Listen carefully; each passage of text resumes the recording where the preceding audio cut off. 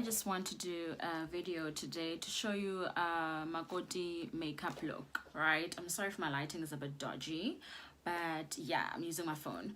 But anyways, you know, sometimes it can be a bit of a struggle when you're entering a new family as a Makoti. So I thought, let me just take you through what I usually do when I'm there.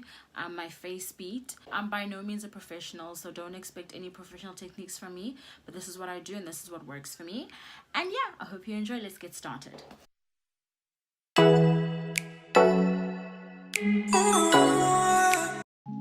First, we go in with my Maybelline Fit Me foundation. If you're an oily skin girl, this is super mattifying and it really works well for me. It is full coverage, and depending on how full coverage you want, you can go in 1 time, 2 times, or even 3 times to get the coverage that you need, and it definitely keeps all the oiliness away, especially when you're in the hometown where you have to work. You don't want your makeup to melt. Okay, next up we go in with the eyebrow gel and also a brow brush liner. First, brush the brows, shape them nicely, then go in with the liner part just to create the shape of the eyebrow that you want on both ends. Remember, your eyebrows are cousins, not even sisters. They will not look exactly alike, and yeah, just be aware of that. Nobody has identical brows, so whatever shapes that you get, be happy with it. I'm sure it looks good. Then I'll go in with that eyebrow gel brush and I just fill in and create that depth or the darkness that you want for your eyebrows, and it really helps with that. Then I go in with my Pro Concealer in the light shade in order to highlight my T-zone. So I start underneath the eyes and I go in the other eye as well. And then of course you go down the nose, forehead. And guys, if you do have an issue with your smile lines, especially around your nose going down into your mouth, you can also use that around there just to hide those lines, but it really is up to you how much coverage you need. Luckily, my mom-in-law gives me more than enough time to get my makeup done by watching the kids for me, so I make sure I'm going to give myself the beat the girl deserves. Then next, of course, the eyebrows. In order to define them, I go in there on the top and the bottom, but going at the bottom as well really works. The top you don't have to, but like I said, it really depends on how dramatic you want that look to be. And then you go in and you blend. Please do not forget to wet your brush with your spray, your setting spray, in order to make sure that your concealer blends much quicker and nicer. It also will help the makeup stay for longer. So anytime you see me using a brush, please know that I have wetted with the setting spray before I've gone in.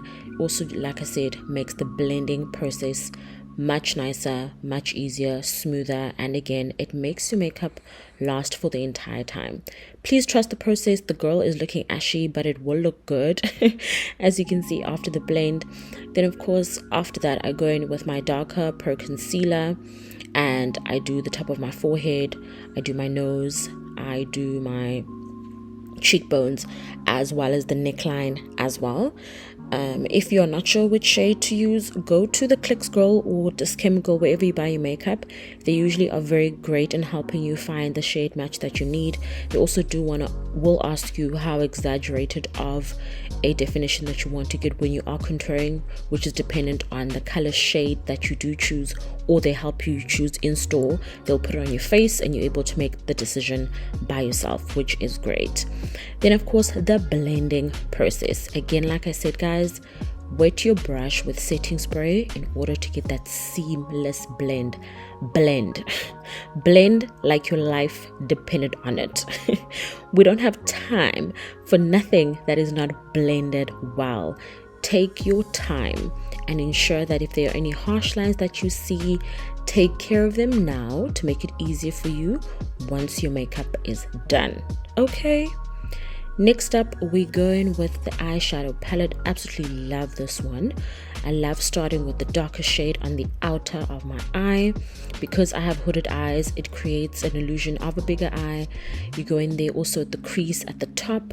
Then I'll go in with the lighter shade, a shimmer sort of shade, in the middle of my eye, going towards the corner of my eyes, just to create that depth and a little bit of change in definition in your eyeshadow.